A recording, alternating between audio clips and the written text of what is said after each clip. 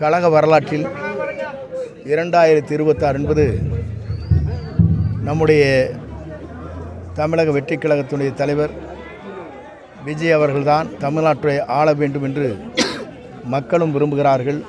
மேலை நாடுகளிலிருந்து தமிழர்கள் வருகை தந்து வாக்களிக்க இருக்கிறார். இது இந்திய நாட்டின் வரலாற்றில் பொன்னெழுத்துக்களால் பொறிக்கப்பட வேண்டிய காலமாக அந்த காலம் அமையும். இன்றைக்கு தமிழகத்தை பொறுத்தவரையிலும் சட்ட ஒழுங்கு சரியாக இல்லை. மக்களுக்கு வேண்டிய திட்டங்கள் நிறைவேற்றப்படவில்லை. மக்கள் அனைவருமே இன்றைக்கு வேலைவாய்ப்பு இல்லாமல் தொழில் முடங்கி போயிருக்கிற நிலை இன்றைக்கு தமிழ்நாட்டில் இருக்கிறது. குறிப்பாக தமிழ்நாட்டை பொறுத்தவரையிலும் ஏழை எளிய மக்கள் வாழ்ந்து கொண்டிருக்கிற மகாத்மா காந்தி ஊரக வேலைவாய்ப்பு திட்டம் என்பது இன்று இரு அரசுகளாலும் நடைபெற முடியாத ஒன்றாக இருந்து கொண்டிருக்கிறது. நான் அதை குறிப்பிடுவதற்கு காரணம், ஏழைகள் 100 நாட்கள் வேலைக்கு சென்று திரும்ப வேண்டிய சூழ்நிலை, அதை வைத்து தங்களுடைய இல்லங்களை நடத்த வேண்டிய சூழ்நிலை இருக்கின்ற இந்த காலகட்டத்தில் இன்று இரு அரசுங்க ஆர்க்கான நடவடிக்கை மேற்கொள்ளாமல் இருப்பது என்பது ஒரு கிராமப்புறங்களிலே வாழ்கிற ஏழை எளிய மக்களுக்கு அவருடைய கண்ணீரை துடைப்பதற்கு இந்த இரு அரசுகளும் தயாராக இல்லை என்பதுதான் எடுத்துக்காட்டாக இருந்து கொண்டிருக்கிறது.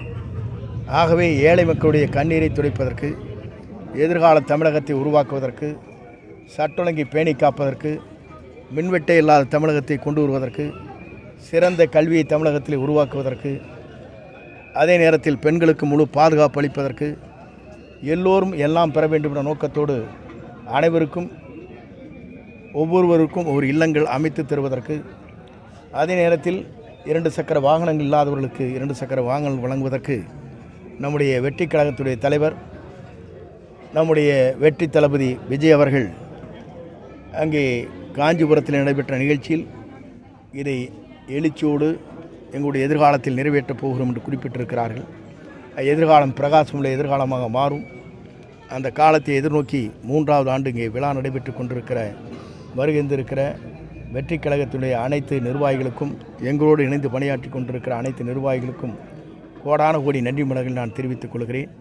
இன்றைய நிகழ்ச்சியை பார்க்கின்ற போது உங்களுக்கு தெரியும், ஒரு பேருந்து இங்கே கட்டப்பட்ட இடம் இதனுடைய சட்டமன்ற நிதியிலிருந்து கட்டப்பட்டிருக்கிற நிதி. இதை கூட நாங்கள் திறப்பதற்கோ அல்லது எங்களுடைய பெயரை போடுவதற்கோ எத்தனையோ போராட்டங்கள் நடைபெற்று கொண்டிருக்கிறது. இந்த போராட்டத்தை பார்க்கின்ற போது இருவருமே இணைந்து அதற்காக எதிர்ப்பை தெரிவித்துக் கொண்டிருக்கிறார். திமுக, அண்ணா திமுக என்பதுதான் வேடிக்கையாக இருக்கிறது.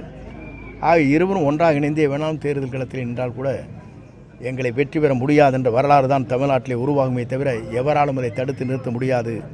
அடுத்த தமிழகத்தின் முதல்வர் நம்முடைய வெற்றி கழகத்துடைய தலைவர் வெற்றி தளபதி விஜய் அவர்கள்தான் வருவார்கள். அதை யாராலும் மாற்றி காட்ட முடியாது என்ற வரலாற்றை நாம் படைப்போம்.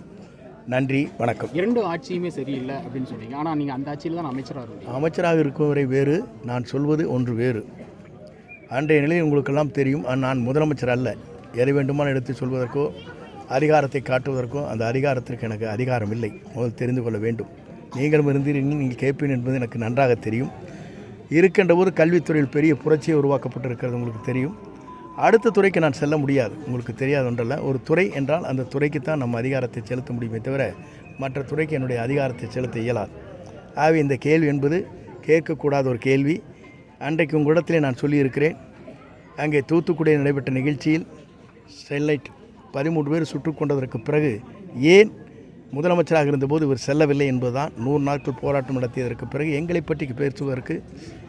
ஆகவே அதையெல்லாம் நான் கருத்திலே சொன்னேன். எங்களை பொறுத்தவரை எதிரி யார் என்று சொன்னால் திமுக தான் எங்களுக்கு எதிரியை தவிர அண்ணா திமுக என்பது NTA கூட்டணியில் 10 கட்டு கூட்டணியில் ஒன்று. புரிஞ்சுட்டிங்களா? அது கட்சியே இல்லை. போங்க.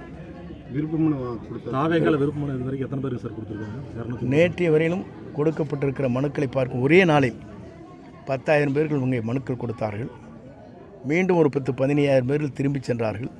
இனி ஆன்லைன் மூலமாகத்தான் பதிவு செய்ய வேண்டிய நிலை உருவாக்கப்பட்டிருக்கிறது. ஏனென்று சொன்னால் அந்த பகுதியிலே நிறைய பேர் அங்கே குடியிருக்கிறார்கள்.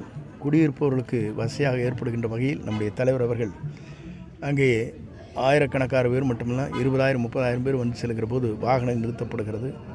அங்கே குடியிருப்பு வாசிகளுக்கு கொஞ்சம் இடையூறாக இருக்கிறது என்பதை மனதிலே கொண்டுதான் ஆன்லைன் மூலமாகவே அதை பதிவு செய்யலாம் என்று இப்போது அவர்கள் அதற்கான பணிகளை நிறைவேற்ற வேண்டும் என்று கழகத்தின் சார்பாக அங்கே ஆணையிடப்பட்டிருக்கிறது.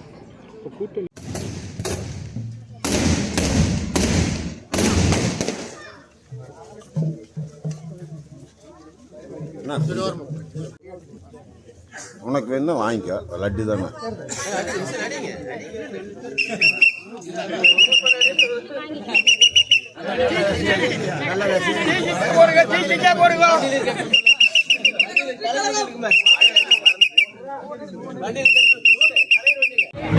தலைவரையில் விஷயம் கொடு கொஞ்சம் அகலம் கொஞ்சம் அப்படியே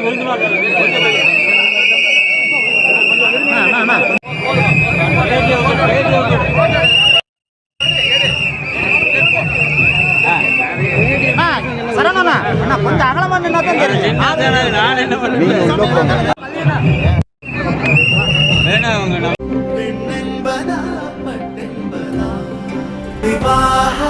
மணப்பெண்ணின் பிரத்யேகமான திருமணம் விவாஹா தி சென்னை சில்க்ஸ்.